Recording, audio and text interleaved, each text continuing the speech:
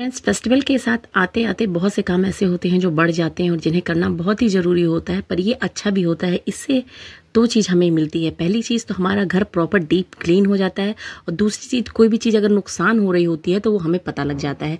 तो ये समझ लीजिए बहुत ही अच्छा बेनिफिट है इसके लिए कि अगर फेस्टिवल आते हैं और हम डीप क्लीनिंग करते हैं तो उसके माध्यम से हमें बहुत सारी चीज़ें ऐसी पता चल जाती हैं घर के अंदरूनी पार्ट्स के बारे में जो हमें पता नहीं होती। कई बार ऐसा होता है चीज़ें ख़राब हो जाती हैं, बिगड़ती हैं।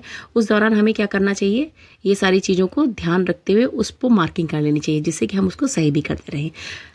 फ्रेंड्स, आज मैं आपके साथ यही वीडियो शेयर कर रही हूँ कि मैंने किस तरीके से अपने घर की डीप क्लीनिंग की है और क्या क्या किया है। जैसे कि फेस्टिवल है, दिवाली आने वाली है, तो मैं बहुत से काम ऐसे हैं जो अभी करने बाकी हैं। कुछ कुछ काम मैं करती जा रही थी। तो अभी आती है कर्टेंस की बारी। कर्टेंस जो होते हैं घर के एक इंडोर डेकोरेशन में काम आते हैं। इंटीरियर जो भी होता है वो बहुत ही इंपॉर्टेंट रोल अदा करता है यहाँ पे कर्टेंस जो होता है।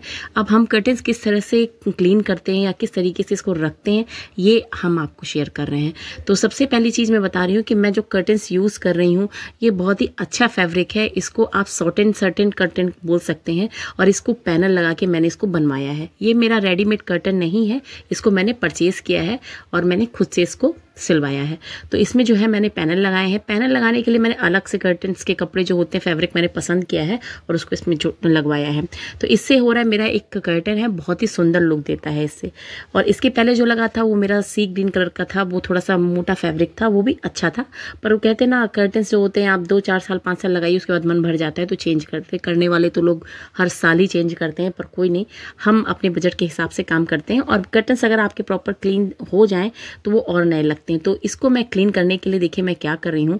सबसे पहले जितने कर्टन्स थे, मैंने घर के जितने भी कर्टन्स मैंने लगा रखे हैं उनको मैंने उतार लिया है। मैंने बहुत ही आराम से ये सब काम मैं खुद से करती हूँ। मैं किसी को नहीं, बच्चों को नहीं बोलती, ना हस्बैंड को बोलती हूँ, क्योंकि मुझे आइडिया है कि कैसे चीज़ों को करना है। तो सारे कर्टन्स मैंने इस समय उतार लिए हैं घर के, क्योंकि अब बिल्कुल डीप क्लीनिंग चल रही है, फाइनल क्लीनिंग चल रही है। तो इसलिए कर्टन्स पहले है मैं निकाल ले रही हूँ। और इसको क्या करना है, इस बार इस कर्टन में मैंने छल्ले लगवाए हैं। हर बार होता था कि मैं स्ट्रिप्स लगवा देती थी या डोरियां लगवा देती थी या फिर कुछ और ऐसा होता था। अभी क्या है, अभी इसी में ही देख लीजिए, जैसे होल होते हैं ना, इसके अंदर ही एक छल्ले लगे होते हैं। इससे क्या होता है, हमारा कर्टन देखने में भी एक अलग ही लुक क्रिएट करता है और सुंदर भी लगता है। तो इसको क्या है, इसको मैं धोने से पहले मैं इनके छल्लों को अलग कर लेती हूँ, क्योंकि ये बहुत ज़रूरी वर्क होता है। अगर इसको हम नहीं करेंगे तो हमारे जो जितने भी छल्ले मैंने इसमें लगा रखे हैं, जितने भी इसमें इसको लिड बोलते हैं, ये जो लिड है, लिड अगर हम नहीं निकालेंगे तो हमारा जो है लिड सब खराब हो जाएगा, टूट जाएगा, या फिर इसके कलर चेंज हो जाएंगे। बहुत सी चीज़ें ऐसी होती हैं जो कि मैं जब कर्टन लेने गई थी तो वहाँ पर ही लोगों ने मुझे बताया था कि आप इस तरह से वॉश करिएगा। ये हैंड वॉश है, आप इसको ड्राई वॉश दे सकते हैं, पर इतना मुझे लगता नहीं कितना नीड है मुझे इसकी, तो इसलिए मैं खुद घर पे वॉश कर रही हूँ। तो मैंने सारे कर्टन्स डाल लिए। कम से कम अगर आप टोटल करेंगे तो करीब 40 से 45 के आसपास, या 50 भी मान लीजिए। अभी मैंने मंदिर के पर्दे नहीं उतारे हैं, तो इन सबको मैं वॉश करूँगी। तो वॉश करने के लिए सबसे पहले सारी लिड जो है मैं निकाल लूँगी, क्योंकि लिड भी रखे उसमें लगे लगे डस्टी हो जाते हैं, बहुत ज़्यादा उसमें डस्ट पड़ जाती है। तो इसलिए मैं क्या करती हूँ, बहुत अच्छे से लिड निकाल करके एक अलग डब्बे में डाल लेती हूँ, क्योंकि इसको भी वॉश करना रहता है। हल्का सा मैं सर्फ डाल के इसको भी साफ़ कर लेती हूँ, तो ये भी बिल्कुल साफ़ हो जाते हैं। तो इसकी लिड इस तरह से देखिए, इस तरह से मैं पकड़ के निकाल रही थी। तो इसमें क्या होता है कि एक आध लिड ऐसी अगर आप बहुत ज़्यादा ताकत से करोगे तो टूट जाएगा, मगर अगर आप किसी की हेल्प से इसको खोलोगे तो बहुत ही आसानी से ये लूप जो है इसका खुल जाता है और बहुत ही आराम से लग भी जाता है। तो ये लिड मुझे बहुत ही अच्छी लगी। किसी भी काम के लिए कोई भी चीज़ आप कर रहे हैं तो आप सबसे पहले अगर वॉश कर रहे हैं तो इसको लिड को निकाल लीजिए, और जब आपको लगाना हो तो इसको बहुत ही आराम से प्लेस भी कर सकते हैं। तो ये देखिए सारी लिड मैंने निकाल करके एक टब में डाल ली है, और बहुत ज़्यादा हो गई थी लिड, तो इस तरह से मैंने इसको देखिए इस तरह से डब्बों में डाल लिया है, क्योंकि इसमें वॉश करना है। अब इसमें मैं किसी जो भी, जैसे मेरा फैब्रिक है, मुझे पता है कि इस फैब्रिक में क्या यूज़ करना है, तो इस तरीके से मैंने सर्फ डाल करके सारे कपड़े जो हैं अपने वॉश कर लिए, सब कुछ कर लिया। साथ के साथ मैं जो अपने ये जो फ्लावर्स हैं, ये डेकोरेशन के जो आइटम हैं, पोम वाले हैं, ये सारे भी मैंने सर्फ में हल्का हल्का माइल्ड सोप डाल करके इसको वॉश कर लीजिए, तो बहुत ही अच्छे से क्लीन भी हो जाता है। हाँ, पर इसको मैंने ड्रायर में नहीं चलाया है, मशीन में नहीं चलाया है, इसको सिर्फ टब में डाल के ही वॉश कर लिया था। तो इस तरीके से मेरा कर्टन साफ भी हो गया। साथ के साथ मेरे जो ये डेकोरेटिव पीस भी है, ये सारी लीव्स हैं, ये क्रिपर्स हैं, सारी चीज़ें मेरी क्लीन हो गई हैं। सिर्फ सर्फ में ही मैं यूज़ करती हूँ। आप चाहें तो इसमें कोई भी माइल्ड सोप यूज़ कर सकते हैं। इससे क्या होता है, जितने भी लीव्स होते हैं डस्टी जो भी होते हैं सब क्लीन हो जाती है। तो थोड़ा सा सर्फ डाल के साफ कर लीजिए तो अच्छा होता है। अभी ये देखिए इसको मैंने रख दिया है और ये है लिड को भी मैंने धो लिया है अच्छी तरीके से। देखिए बिल्कुल साफ़ हो गई है। तो ये सारी चीज़ें हैं, छोटी छोटी हैं, पर ये रेगुलर नहीं हो सकती हैं। आप कोशिश भी करेंगे कि उसको 4 महीने 6 महीने में करने की कोशिश करेंगे तभी ये होगा। आप इसको रेगुलर यूज़ कर ही नहीं सकते इस तरह से। तो ये देखिए इस तरीके से मेरा जो है कर्टन भी क्लीन हो गया और साथ के साथ मेरा ये क्लिपर्स भी लग गया। अभी क्या है, रात हो चुकी है, बहुत ज़्यादा थक भी गई हूँ, फिर भी मुझे, क्योंकि मैंने सोचा है क्योंकि कर्टन्स को अगर मैं तुरंत धो करके अगर नहीं डालूंगी तो वो सारी चीज़ें क्या होती हैं, जैसे कर्टन से सिकुड़ जाते हैं। तो अभी यह है, साथ के साथ मैं अपना ये लिविंग रूम भी मैं क्लीन कर ले रही हूँ, क्योंकि ज़रूरी होता है कि आप कर्टन अगर लगा रहे हैं तो उसके पहले सारी चीज़ें क्लीन कर लें। तो अभी मैंने कर्टन मेरे सूख ही रहे हैं, उसी दौरान मैंने क्या क्या लगे हाथ अपने जो लिविंग रूम के जो साइड के एरिए हैं, जो फ़ैन है, इन सबको मैं क्लीन कर ले रही हूँ। फ़ैन बहुत ज़्यादा गंदा नहीं था क्योंकि मैंने जन्माष्टमी में क्लीन किया था, हल्का हल्का सा गंदा रह गया है। तो इसको मैं थोड़ा सा, ये अपना कॉलिन होता है, इससे मैं क्लीन कर ले रही हूँ।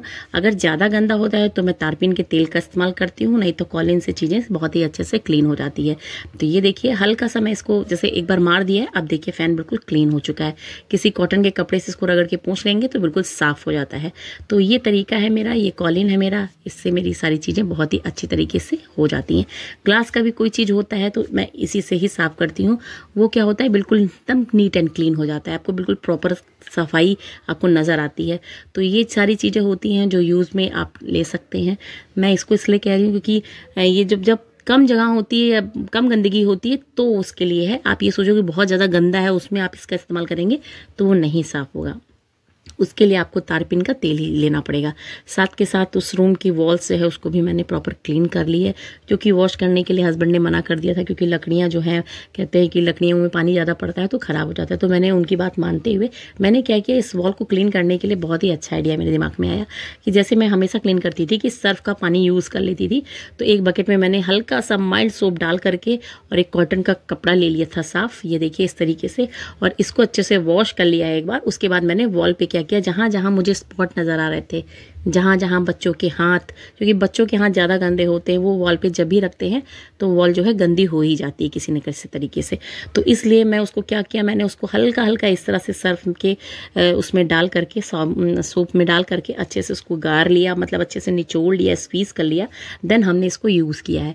और देखिए रिजल्ट इतना अच्छा आया है कि धुलने की सच में ज़रूरत नहीं पड़ी। बहुत ही अच्छी तरीके से मेरी वॉल जो है बिल्कुल प्रॉपर क्लीन हो गई, ऐसा लग रहा था कि मैंने अभी इसकी जो है पेंटिंग कराई है। तो ये तरीका है, जो कुछ छोटी छोटी ट्रिक्स हैं जिनको हम यूज़ करके अपने घर को बहुत ही सुंदर नया बना सकते हैं।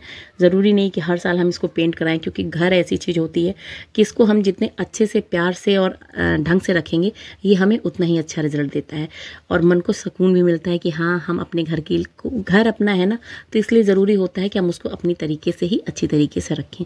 तो ये है जो मैंने अपने रूम को किया।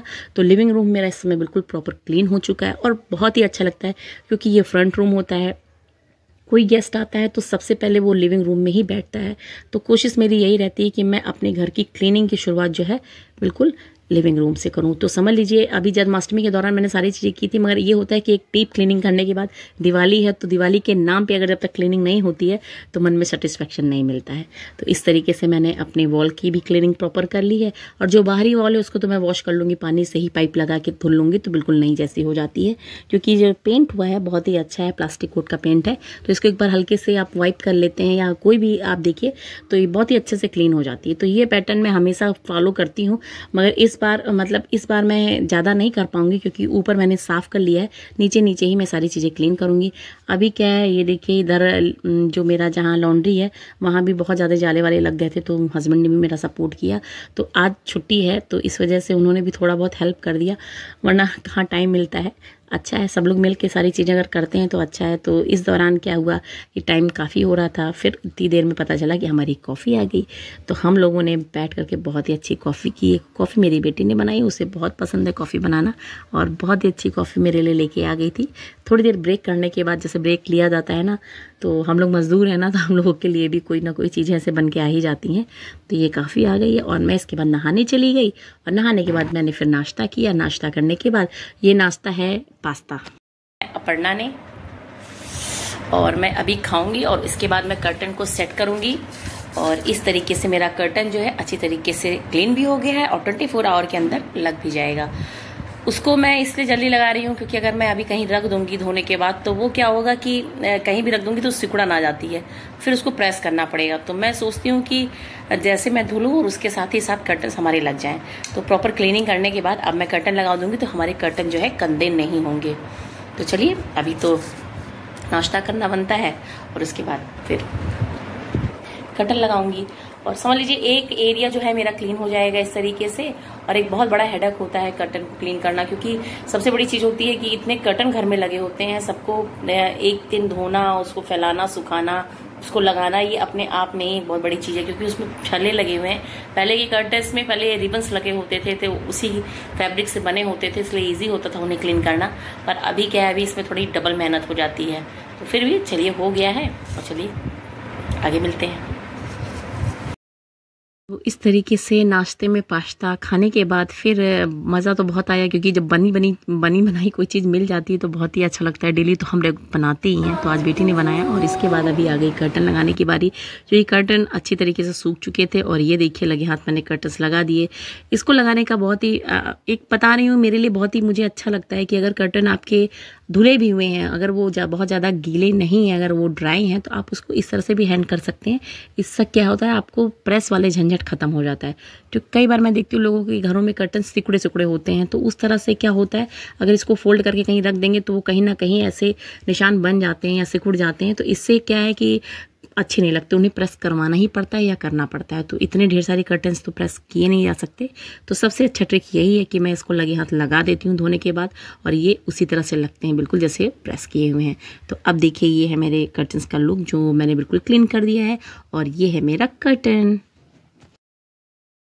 आपको कैसा लगा मेरे कर्टन ज़रूर बताइएगा। और मेरे कर्टन की एक बहुत बड़ी खासियत है कि हम इसको कई पैटर्न में लगा सकते हैं, जो मैं आपको नेक्स्ट वीडियो में बताऊंगी। अगर वीडियो अच्छा लगे तो ज़रूर बताइएगा।